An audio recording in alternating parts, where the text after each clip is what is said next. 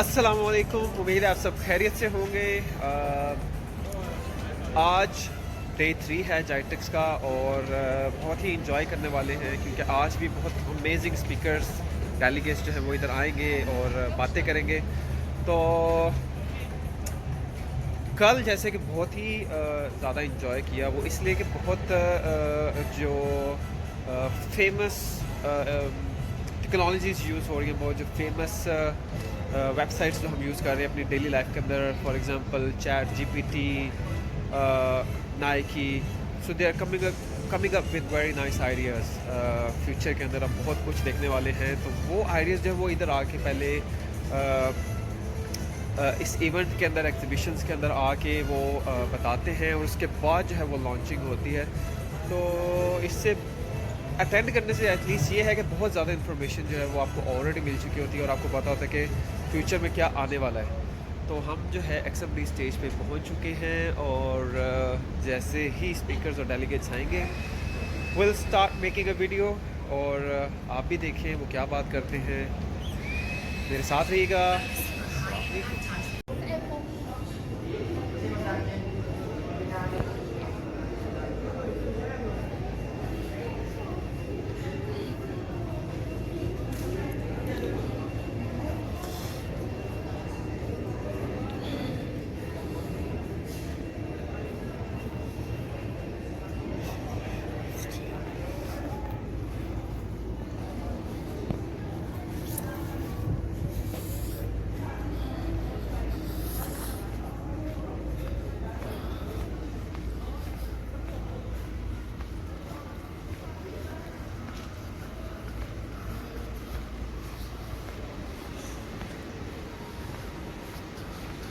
Trolley लेके आना, trolley.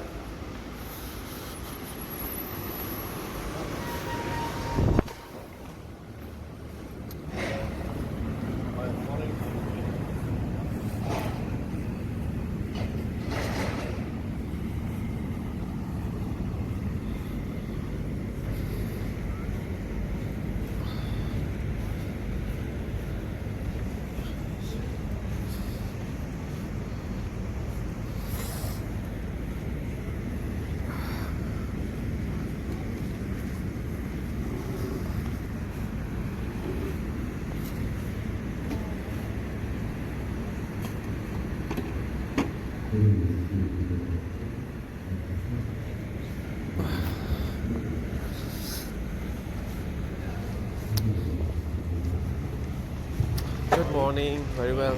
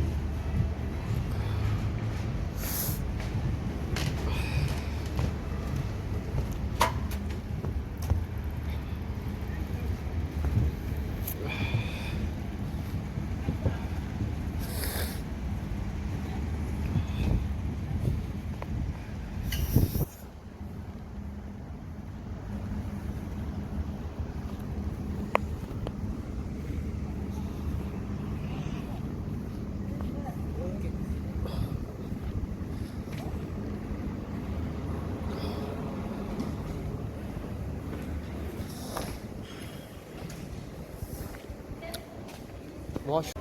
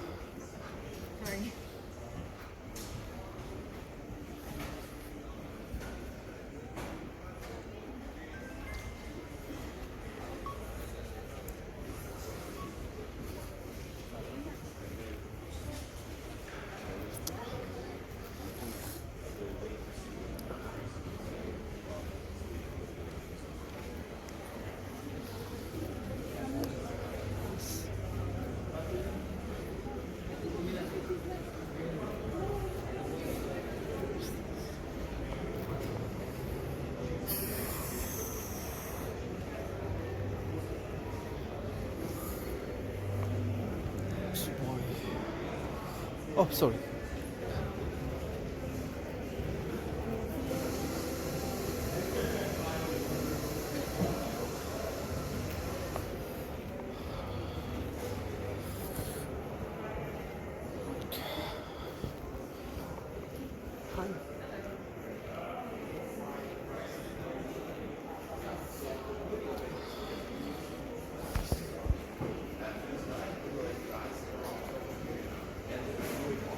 So on the basis of the past, where you have the first, you can use it even before.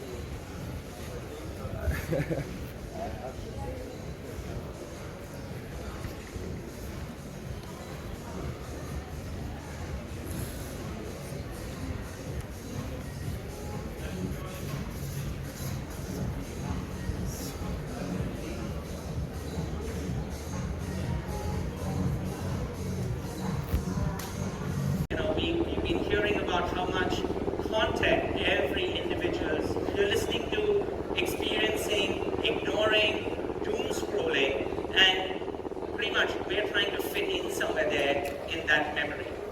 But do we always have something new to say? Brands are expected to say something new. As the Chief Creative Officer, I'm also asking my clients all the time when they give me a brief, do you have something new to say? And not everyone will have something new to say, but context is everything.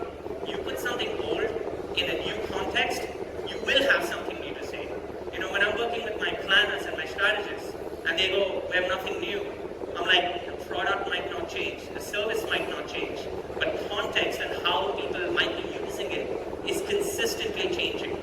So how do we take advantage of culture and reframing our products and services as we go through? Just try putting it in a different context. And then lastly, we talked about brands responding to culture with a social post. But I truly believe it is experience over social.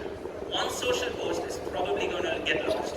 You might put enough paid behind it, you might get it noticed, you might get some likes, you might get some reshares.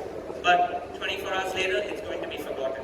How do you respond as a company to culture? How do you go beyond a single social post? So one of our clients, Durex, it's a lot of fun working on a brand like Durex. It's an iconic brand which can actually challenge culture, it can push the boundaries in culture. But when you work with a brand like Durex, what comes around it is also censorship, may it be from platforms, may it be from TV stations, it's from everything else where you kind of can say what you stand for, but you can't fully stand for, but your consumer expects you to stand up and say what you stand for. So how do you play with a brand like Durex and actually make it culturally relevant? Well, you first have to identify a common enemy, right? And with Durex, it's anyone who comes against your sexual freedom, right? As obvious as it sounds, it creates a common enemy. And once we had that defined, Apple gave us the biggest gift. This year, at their worldwide conference, they announced that they were going to stop autocorrecting. How many people here use an Apple device? Great, a lot of you.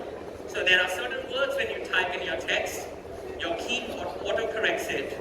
And this has been happening since the 2000s. There are memes sitting out there are things talking out there that this is so annoying, users hate it. But Apple kept it going. But this year they announced, enough is enough. Our users don't want this autocorrect anymore, so we're going to stop doing it. Let me just show you a little video from CNN that shows you what this absolutely goofy autocorrect is. And you might actually smile because it probably autocorrected you when you were sending a naughty text to someone. Apple's autocorrect has been a ducking bait of most people's texting experience way too ducking on. I don't know which at times, which now becomes a little easier, with Apple making it a little easier to vent frustration by using that most often used of four-letter words. Autocorrect is also getting more capable, with refreshed design to better support you as you type. And in those moments where you just want to type a ducking word, well, the keyboard will learn it too. Ducking oath. The announcement came on Monday at a developers event. All the features supposed to correct spelling. Autocorrect is notorious for changing the meaning of text messages with substitutions. So a new predictive learning language model will help the phone's software be more accurate the more users actually use it. Now, with all the fun and games, right, that autocorrect was going against the single word that Durex absolutely loved, right? Durex was actually penetrating within that base that you have. Exactly the first party data that you talked about, and what opportunities you can find to sell more products to your existing customer base. So it's not necessary while it's important to acquire and to grow your base, but it's also very, very important to figure out what is the potential that you're sitting on today. Are you harvesting, that data completely? And as we move towards cookieless and first-party data becomes more and more important, I think companies will now realize, or they already have, that they need to start investing more and more into data visualization, data analysis. There's talks around big data for a very, very long time. AI has come into place, like you said today, and you had a conversation about it yesterday as well. So how are we using these technologies to understand where can we sell more, or where can we penetrate more and give the customer more of what they want, or what they think that they might need? What they think that they want. So in the banking sector, obviously you head up digital marketing, you're looking at analytics all day long. What's working? What do consumers want to see from their bank? So when you are sharing content with them, you're segmenting, you're targeting, what's new? What are people interested in? Do they want to see more product communications? Are they more interested in your brand? What type of content's really working in your sector at the moment? I think financial industry, somebody asked a question about boring companies, right? And some people term financial industries to be in that boring sort of segment. And I feel when I look at my data and my engagement rates on social media and stuff, they're tired of looking at us selling them products, us selling them, it's the industry has become sort of a price war. Today you go around, drive on Sheikh Zayed, you'll find somebody giving a 5% this deposit rate, 6%, buy one, get one free ticket. But it's all about, like Harsh very well said, it's about, capitalizing on that moment, what's happening around you, so that people can stop their doom scrolling and understand, okay, this is something that differentiates. So what works for us is continuously trying out new platforms. We, not in Africa, Middle East, but we're trying out TikTok equivalent in China.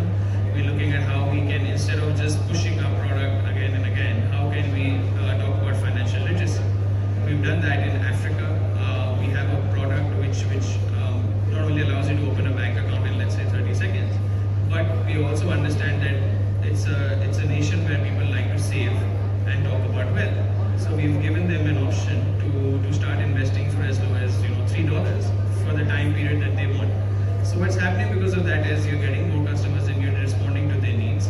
But on social media, we don't just keep pushing our products, buy this credit card or buy a deposit rate, but we're also looking at, thought leadership, what people want to read, where the industry is going. Sorry for the long answer, but if you look at the affluent segment, everybody wants to bank with them because that's the segment where you make most of your profits and most of your money. But they're knowledgeable. They need information regarding where the economy is going, how we see or Standard Chartered see or any other bank or institution, analysts see where the world will go, let's say 3 months, 6 months, 1 year down the line, so that they can plan their investments accordingly. So it's content around that. Banks are now shifted, for example us, we've shifted to podcasts. So we have our investment office based out of Singapore, which does podcasts on a bi-monthly basis. And we get thousands of people to listen to it and actually understand what is the stance that we have. So instead of just static or video content, be where the consumer is. Podcast is one new thing that we've done and it has worked good for us. I love that. Dennis, there's a lot of content out there, and if you're Standard Chartered, it's a little bit easier, right? Because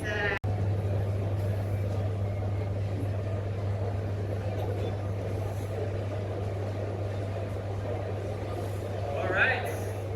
Hello, everybody. I hope you've been enjoying the session so far. Thankfully, to all the speakers before me, they killed probably 50% of my slides, so bear with me if you see some repetition over here. 30 years ago, this year, give and take, the first e-commerce transaction occurred. Any ideas what the product could be? Any thoughts? What could be the product? Yes? Pizza! Wow! I wish I had a brownie point for you. So, in fact, the internet is split. It's either a mushroom pepperoni pizza by Pizza Hut or a CD from Sting. The reality is we've come a long way.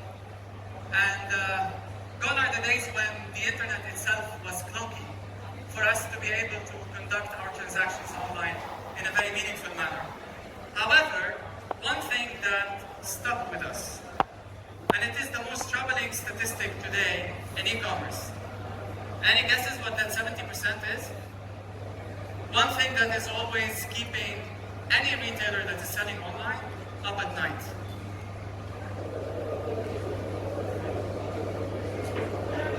Abandoned carts, absolutely. 70% of us go online, shop, add to the cart, and then we abandon that cart. And it's a nightmare because if you think about any retailer, they would have done all the massive job in terms of trying to get you to their website, be interested in their products, add some of these products in the shopping cart, only for you to abandon it. Now obviously there are multitudes of reasons why this is happening. But there's one thing that has occurred over time, which is obviously thanks to technology, we now have a lot of choices. he knows a lot of things about the future, so he's going to share them with you. He's the former head of design at Google X and the Moonshot Factory all the way from the US of A. So Nick, it's your turn. Come join us. Thank you.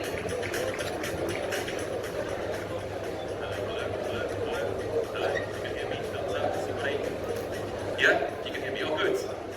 I'm going to stand behind here if that's all right. If you want to see my legs, that's what they look like. Now they're going to hide behind here. But yeah, nice to see you all. Come in, sit down, sit down. My name's Nick. I'm a designer, I'm a futurist. It's a good honor to be here today. I want to do something a little bit different. This is not about marketing. It's not about customer retention or any of that. I just want to kind of provoke you a little bit, get your brains a little bit skipped into something else. I don't actually have a clicker. Do I need a clicker? No, there's a clicker. That'll help. Thank you. Let me see. So my talk today is the future is messy. Down. Good. Thank you. The future is messy. And when I tell people I'm a futurist, or when I tell people that I've worked where I've worked, I've been lucky enough to work for companies like Nokia and Sony, and recently Google, and I was head of design at Google X for about 8 years. And that's the place where Alphabet makes some of its biggest bets about the future and then tries to convert those things into reality.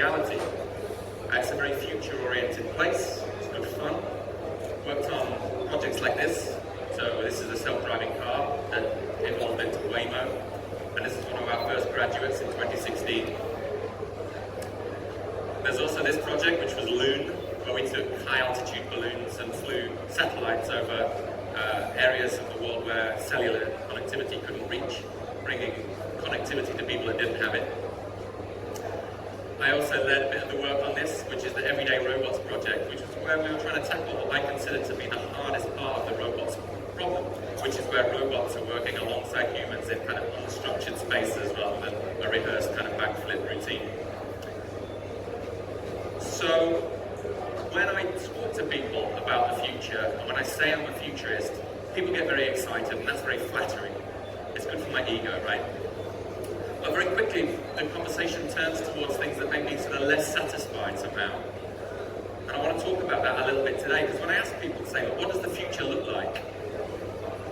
They'll typically start describing things like this. You know, bipedal, glossy, science fiction inflected ideas, these sleek humanoid robotics. Sometimes they'll talk about future cities and they'll talk about utopias, these monorails, these flying cars, these glowing pieces of architecture. Increasingly, we'll see things like this. People will talk about future interfaces, people wafting at things hovering in space, wireframes flickering off screen, sci-fi, sci-fi, sci-fi. And it's really disappointing to me, actually. But it's hard.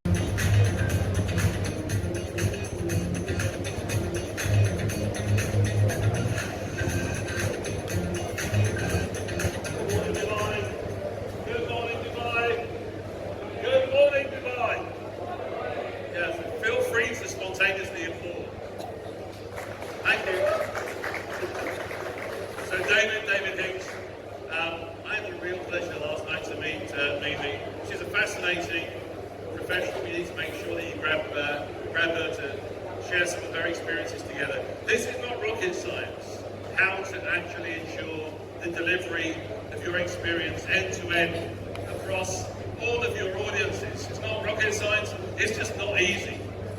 And you know what?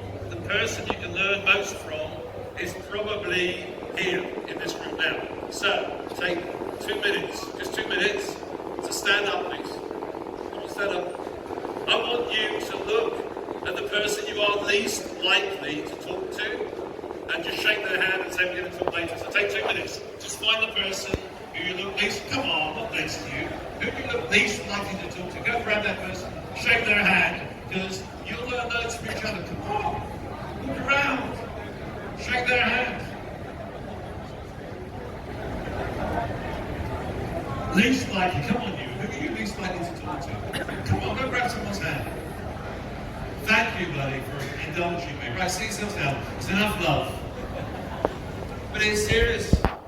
Honestly, you can learn loads from each other. So if you do nothing else, make sure that you connect with each other. But you will walk away from today, I promise you, with something that's going to be useful. In fact, I'm so confident you're going to walk away with something that's useful. I will guarantee that you will walk away with at least one piece of practical advice. Because if you don't, come grab me, david.higgs@xm.coach.com, and I will write the personal check to the value of $200 for the charity of your choice. It's the only presentation you'll get today with a money-back guarantee. How's that? Whoa. Do you know, I've been doing this for years. I've only ever had 2 lunatics actually take me up on that, but feel free to. Okay. So, what we're talking about is how do you make sure every time that you touch a customer that your brand is being delivered? And you make sure every time that you touch a colleague or a partner that your brand is being persistently and consistently delivered. Yeah? Because whether you like it, does that mean? Does that mean? Can you make that out? What is that? What is that? That is the sound of your brand. I'm sorry, it's a cheap shot. But that is the sound of your brand being delivered today. Yeah? It's just not being deliberately designed and then persistently and consistently delivered. So, a word or two on my back. Hello! Good morning! Is it still morning? Just about. You're here! Well done! Saved by a bell. Hello, good morning, nice to see you again. Here we go, look, wow, there's a lot of us on this stage. There is. So we're going to be talking about omnichannel. I think what the last 2 days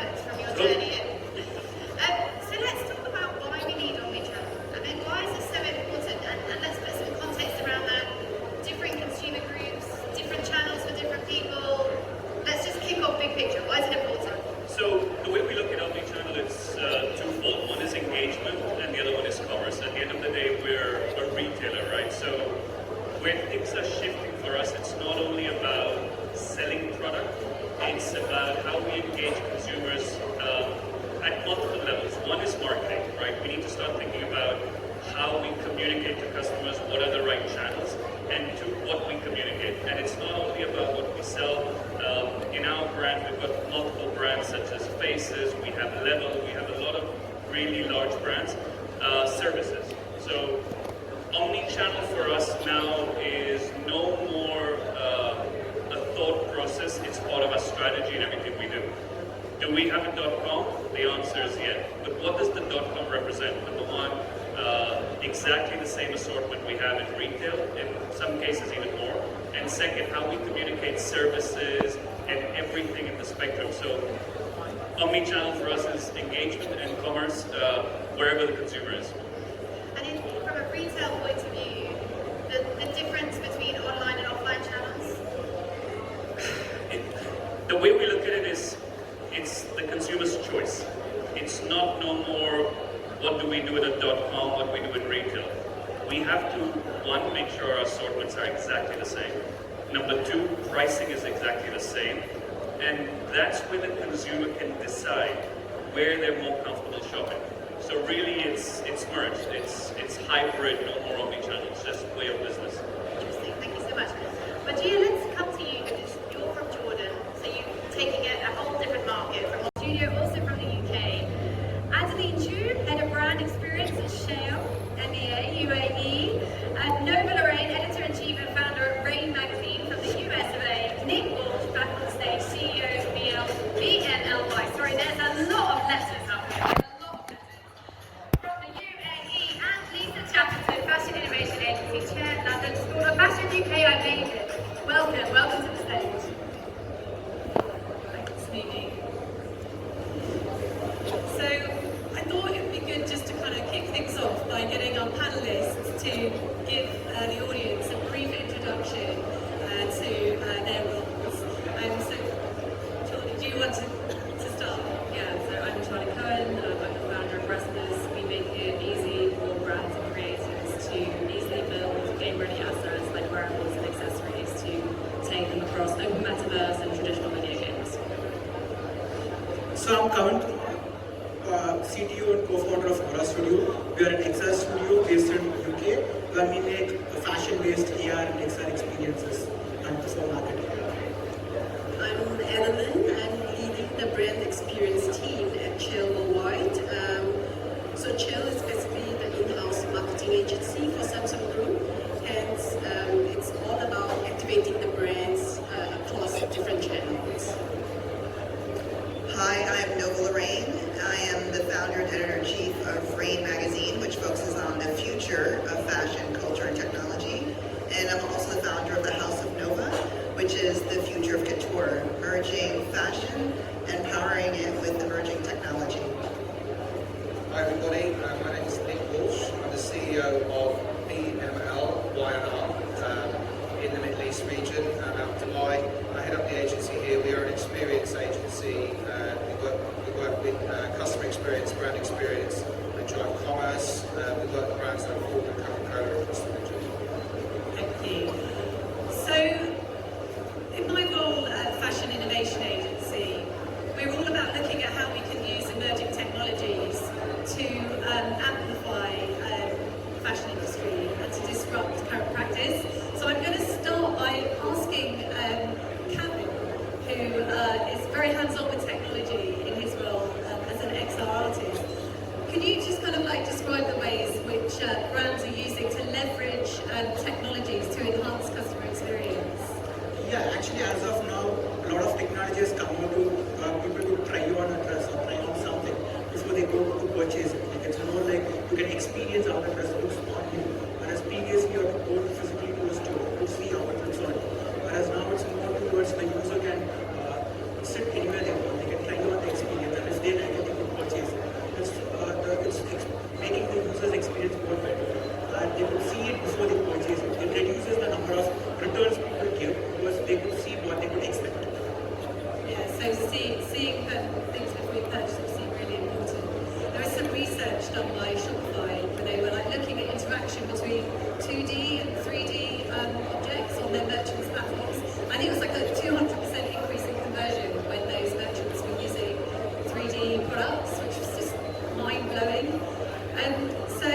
Nova, would you like to kind of step in there? Like, how do you see brands leveraging these technologies? Oh, there's so many ways. I'm gonna just touch on a few. So, as it relates to AI, we see brands use. I have a question for you guys. 98% of the content I've heard in the last 3 days in this fire hose is what? AI. If I met you last year, it would have been what? Probably Web3, maybe a little crypto. The year before, probably NFT. Year before that, probably exchange. It's all problematic. Because I'm going to tell you right now that I was told that design is dead. Show your hand right now if you believe design is dead. We are no longer friends, brother. You and you might as well leave now. Because here's the reality. Design could not be hotter. It is a hot, hot, hot space. And the reality is also, I get to do something I love. But it turns out that when we were hunters and gatherers, we'd spend 15 hours a week at work. Now we have all these advances in technology, and who here spends 40 hours a week at work? Just? God bless you, sister. That's why you sit front row. I appreciate your honesty. The rest of us, I clock in 100 hours. No doubt. And I have all of the efficiencies that you have. It has not made me simpler. True or false? Yeah, true. 80% of your waking life is going to be spent at work. 80%, that's 90,000 accumulative hours at work. So if you don't like what you do, you should probably do something else. And I'm telling you all this because we're in a fuzzy world. And I'm telling you this because I want to explain humans, which you are, and I'm talking about you. And here's the reality of being fuzzy. There are some trends I want you to anchor on. There's 6 people up here earlier, I think there were 6, yes? They were talking about things that are really new. And they were using terms, I'm the buzzword king, but they're using words like physical and digital together, combined in these experiences, and metaverses and acronyms and avatars, etc. But the reality is this, some of the trends that we look for are actually backward looking. Nostalgia. Does nostalgia translate okay? Are we good? Let me explain nostalgia to you. This. Anybody here have an LP player? Some of us. This brother's you're ashamed to tell me, my man. When was the last time you bought an album? You. 3 weeks ago. How much was it? What was it? Yeah, what was the album? And how much you paid for that? Yeah, you paid probably $30 US, somewhere like that. Okay, the reality is, this industry is massive. It's $2 billion. How about this? Anybody walking around with an analog camera? Yeah, this industry is massive. It's almost $4 billion. There's something about pushing away from digital and going to analog, visceral experiences that makes us feel even more connected. Like this, trending out from last year was an app that would turn your iPhone into an iPod. How ironic is that? Until Apple pulled it off, which is very rude. So I thought it was fantastic. We're looking for things that are the joy in little things. That's it. Period, full stop. If nothing else out of this presentation, this is what we want. Why? Because here's another reality check. The why for me is this. Yes, we're at the cusp of the 4th industrial revolution. For 10 years, I've been saying what's coming is intelligence. Not steam, not electricity, not computing, intelligence. Human and otherwise. Now that catch-all has saved me from these 3 buzzwords. How many times have you heard the word disruption this week? It's got to be double digits for me, man. And I'm going to say it. Thank you so much for joining with us. We're really excited to talk and educate and explain what we do, what AR is, and how you can use it as a brilliant marketing tool. So you might have seen VFX videos that's going around the social media, stuff like this. Like these are brand-made VFX videos. But one of these VFX videos could be interactive. The issue with these VFX videos are that it's not customized. It's more like you see it, that's all you could do. But what if you could interact with each of these elements? So that is where AR comes in. So basically, this is something we created, which is live on London Bridge, where you can just open the Snapchat app and you can experience this, where this is something we made. Where you can show this Snapchat experience on top of the London Bridge. You can see these experiences come to life. What's good about this is that this is interactive. You can interact with it, you can customize it of whatever you want.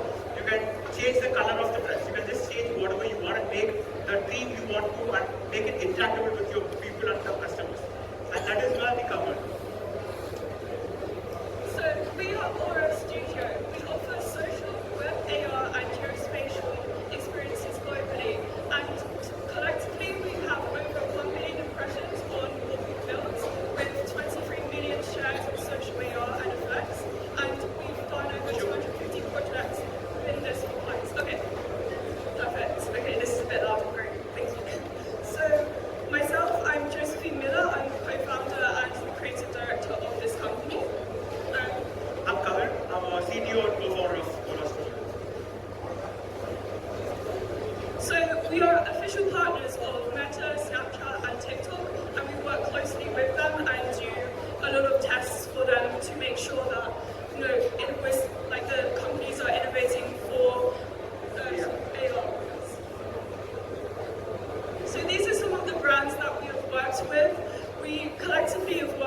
bunch of luxury and brands and directly panel here that are going to share each of their experiences in leading their organizations to square up to this audience, both as colleagues and as customers. Are you ready? Thank you. Right, let's start at the end if I may. Take a moment, if you would, to walk us through a bit about your own background, your career, and then we'll go on to Elsa. Over to you, Joe. Sounds great. Thank you, David. And it's a pleasure to be here with all of you and all of you. My name is James Basnett. I'm the CEO of Shape Immersive. We are a metaverse studio that focuses on using 3D technology primarily in retail to help the evolution of brands. And I got here by running innovation studios in retail for the last decade. So trying to figure out which technologies are going to drive our retail businesses forward. And that is Shape. Elsa, goes to you. Hi everyone. So I had advanced analytics teams at Mars. So my experience, I've always followed the data, and I followed it across different countries and different industries, from retail, banking to energy, and now FMCG. So I'm always very interested in understanding why things are happening that way. And I guess that's how I'm here. A little bit about me personally. So I have a son who's 5, so I hope to use some of the insights of that today. And also 2 chihuahuas that I also treat as kids. So that's a bit about me. Thanks, Elsa. Hi, good afternoon everyone. So I represent Daraz. For those who haven't heard about Daraz, we are an e-commerce marketplace operating in Pakistan, Bangladesh, Sri Lanka, Nepal, and Myanmar. So in the markets we operate, we are, I guess, the dominant e-commerce business, processing around over 150 million orders a year. Actually, this role I'm in right now is a very new role. Till quite recently, I was the managing director for a couple of our markets and was the head of our financial services business, where we launched buy now, pay later, sell and credit kind of businesses, and a separate brand that has spun out as well in our markets. Thanks, Rahil. And Alex.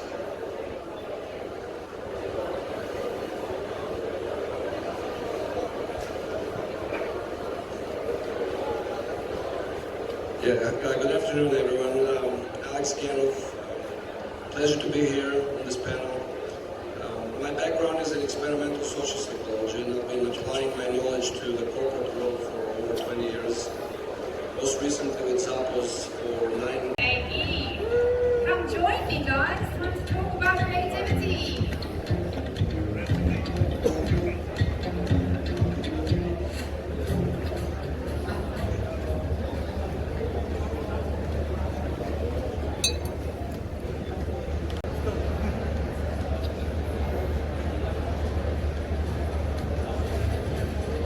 Hi everyone, how are you doing? Can you hear me okay? Is the mic good? Cool. So thank you guys for being here and joining me for this conversation around creating efficiencies at scale. Oh, more, sorry. Thank you. I hate these microphones. So yeah, I want to just have a conversation about creating efficiencies at scale and how AI and technology can improve the relationships that brands and creatives or brands and agencies can talk and spend time with each other and transform the way we are working to be more efficient, more effective, and fundamentally try to get a more human connection with technology, eliminating a lot of barriers, a lot of the things in the way that we often face in our everyday lives. So pretty good panelists here. We're going to have a conversation. So the first one is an easy one to start off with. Sophie, I'll start with you if you don't mind. What would you say is the biggest core challenge for brands and or marketeers today? What are the LinkedIn and expect text and photo. When they see video, there's friction with the user, so they don't like it. It's super interesting. I actually found the exact same thing with my videos, that they do less well in that space. Also for me it's really interesting, you know, when you upload a PDF onto LinkedIn and you can scroll through it. How many people love to scroll on a PDF on LinkedIn? People love it. People love it. People absolutely love carousels. They've been a massive driver of growth. Carousels for us are like videos to Instagram and TikTok people actually. So if you want to grow on LinkedIn, use carousels, not video. Amazing. Upton, tell us the other side, because I know you love video. Tell us about it. Tell us about TikTok, tell us about video, why disagree with them. Tell us, why is video the medium to be on? You know, I heard someone say that video on LinkedIn is really good for deepening your relationship with your existing audience, but not for discoverability.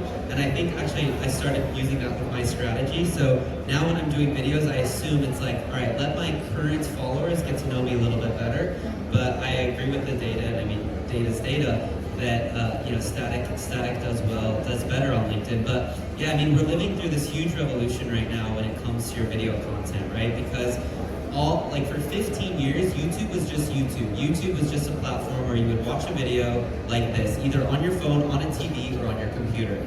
And YouTube always wanted you to get out your phone and go like this and watch your YouTube videos, right? In 2020, TikTok blows up and says, no one wants to do this to their phone, they want to watch their videos like this. YouTube, for the first time in about 15 years, made a modification to their product called YouTube Shorts, right? It's short vertical videos that are just like this. And then, of course, Instagram and Facebook also said we need this as well, so they created Facebook Reels and Instagram Reels.